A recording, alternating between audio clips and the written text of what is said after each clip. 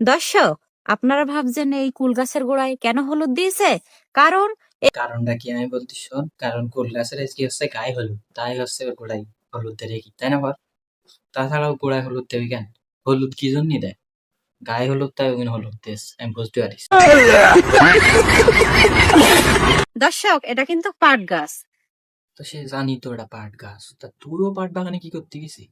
হ্যাঁ, এমন অসময় পাট বাগানে তোর কি রাজাতি বলি ভিডিও বানাতে পাট বাগানে গেছি? আজকে চলে আসলাম বেগুন খেতে।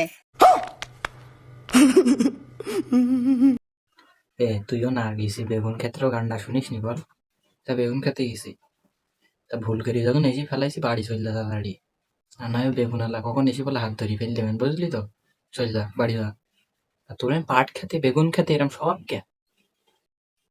দেখুন আমার সামনে একটা ভিয়েতনামি নেরকুল গাছ।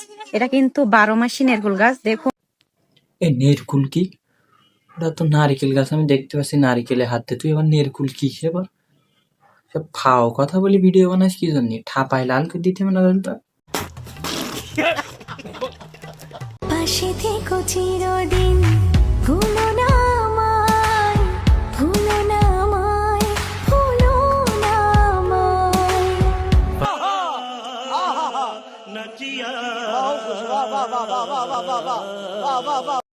হয় এখন ওই বাগান বাগান ছাড়িয়ে এবার কিছু মলমের কাছে ভিডিও বানাতে, তো ইঞ্জিন মারি যাবে এবার, দুদিন পর পিস্টন করানি লাগবে।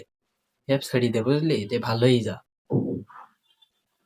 বুঝলি? তোর নিয়ে আমি ভিডিও বানাতে চাইনি, তা তুই এই যে মলমের কাছে গেছিস না, তা তোর না ভিডিও না বানায় থাকতে পারলাম না।